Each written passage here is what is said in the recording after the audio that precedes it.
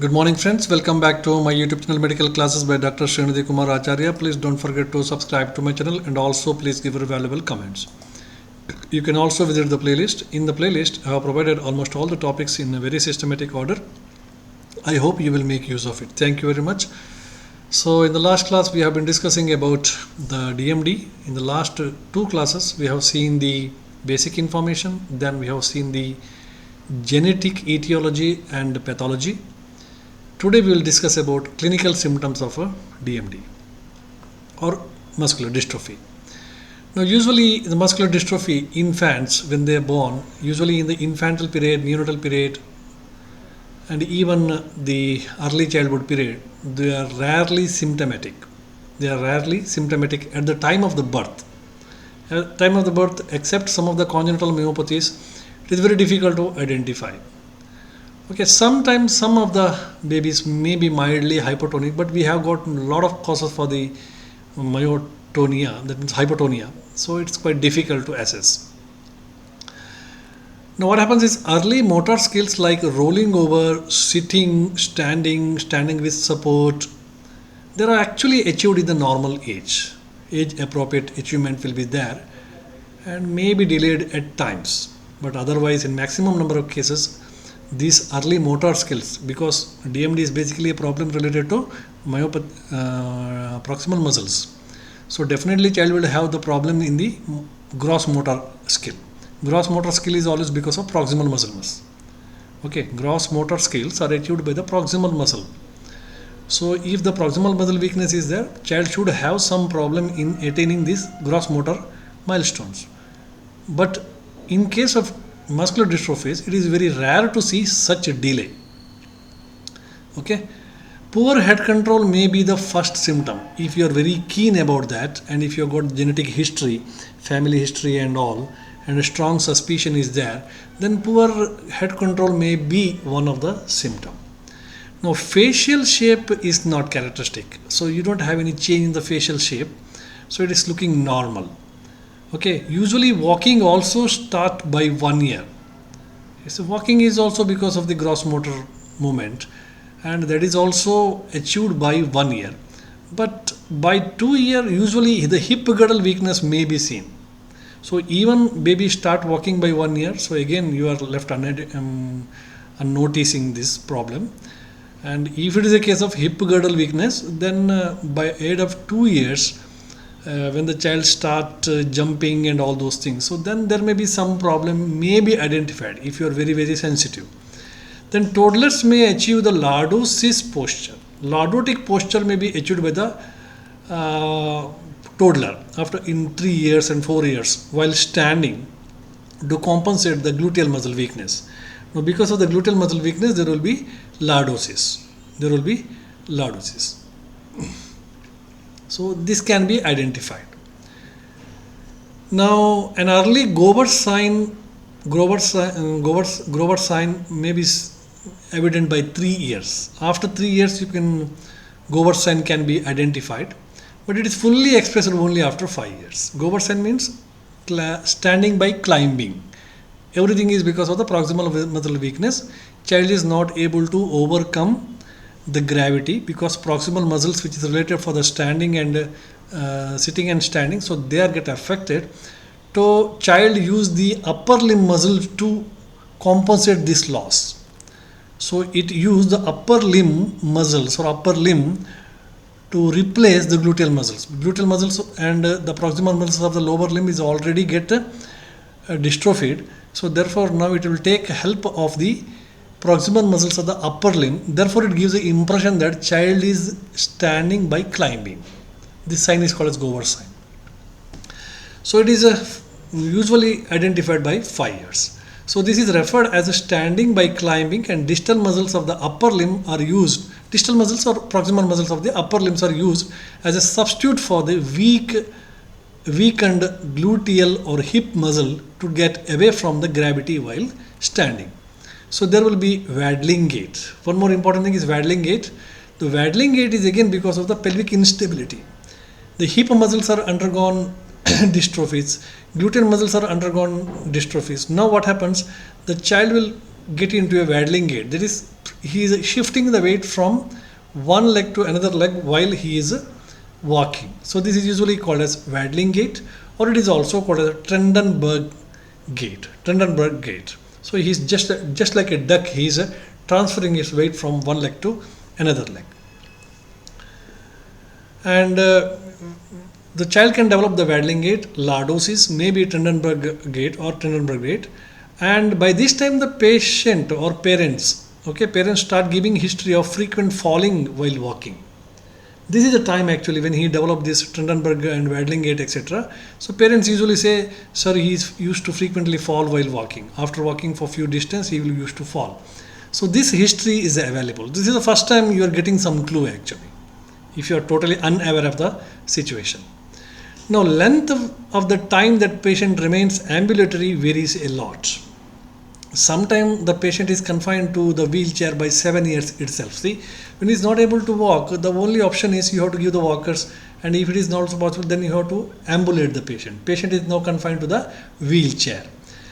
When the patient is confined to the wheelchair, so this depends on many of the aspects. Sometime he may be ambulated earlier, sometime maybe later. Sometime maybe after 14 or 15 years, or sometime maybe even earlier. If the progression is very fast, suppose the confinement to the wheelchair is very fast, even at the age of 7 years. The most of the patient walk with the increased difficulty up to 11 years. They will have difficulty in walking up to 11 years. But after 11 years, now the degeneration is very, very progressive, and then they have to confine to the wheelchair.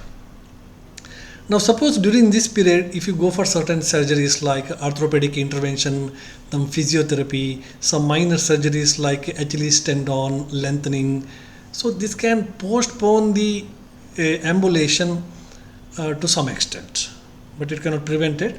Totally it can prevent, but it can postpone it. So ambulation is at point of time, it is quite important also. So now child is not able to move, he want to move because it's a childhood period, he want to play, he want to go everywhere, he want to mix with the friends and all, but he's not able to walk. That create a lot of problem to the child, isn't it? So suppose in that time he is not able to move. Suppose if you give him an ambulatory support, wheelchair, etc., then actually it is quite helpful to the child. Number one is, he will be happy. Number two, his psychological effects like depression and all can be prevented. Although he is confined to the wheelchair, he is able to move here and there and talk to the other kids and all, and maybe get involved in the play activities, etc. So it also helps to prevent the loss of personal identity of the child. So although ambulatory is a very bad thing, but giving a wheelchair as ambulatory support, it's quite beneficial as far as the psychology of the child is considered. Now further, when the progression can, because the disease itself is a progressive disease, progressive muscular disease, isn't it? So when the progression continued for the second decade, after 10 years, the functions of the distal muscles are usually preserved.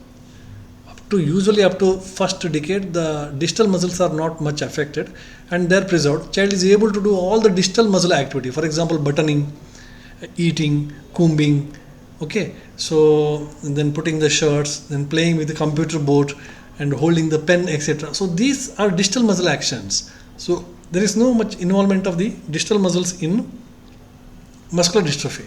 So these functions are preserved. So child is engaged in these activities.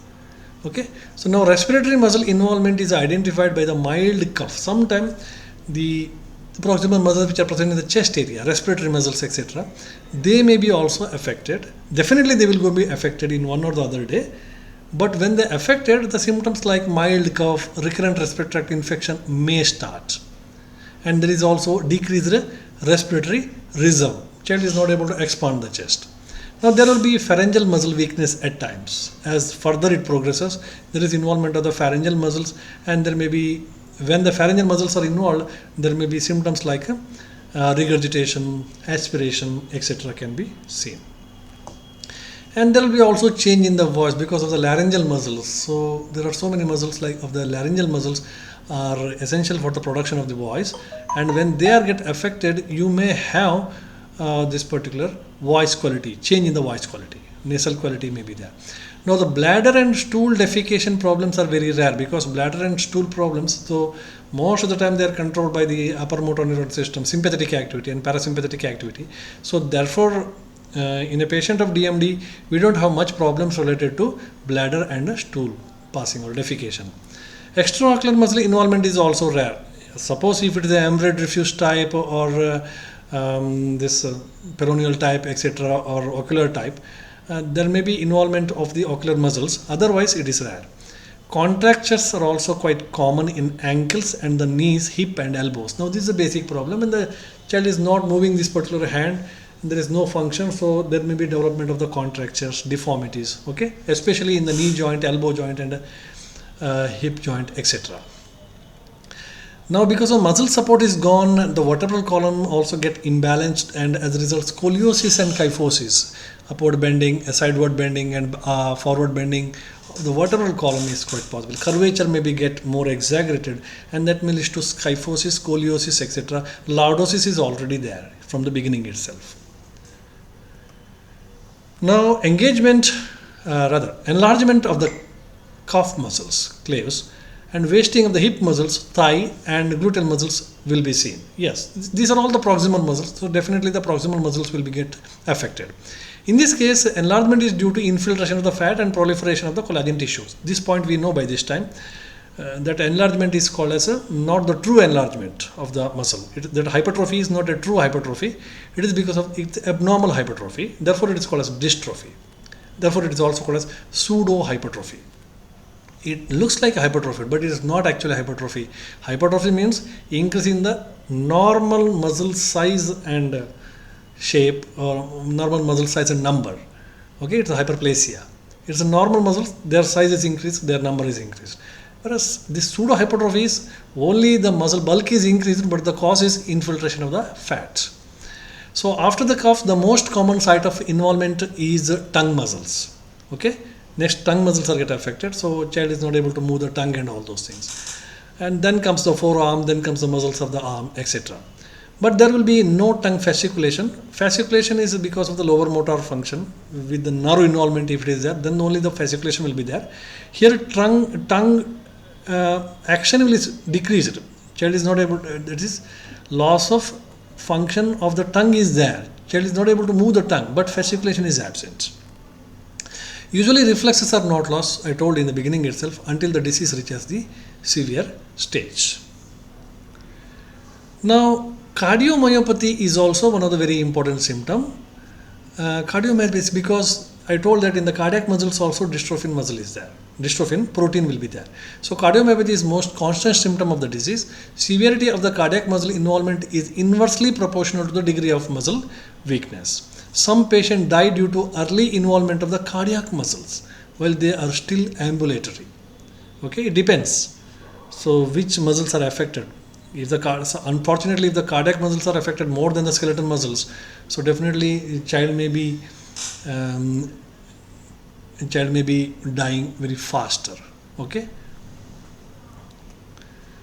Now, intellectual impairment, one more important thing. I told that the dystrophin protein is also present in the brain cells. Okay. But usually only 20 to 30% of the children will have the IQ problems. Otherwise, more than 70% of the children of dystrophy, muscular dystrophy, may not have any intellectual problems. Okay. That means that although it affects in the later part of the course of the disease, not in the beginning. So there may be learning disabilities and a few are mentally retarded, but all others are normal. Only 20 to 30% cases we will have IQ problems in DMD, okay, in muscular dystrophies. In DMD also it is very, very less.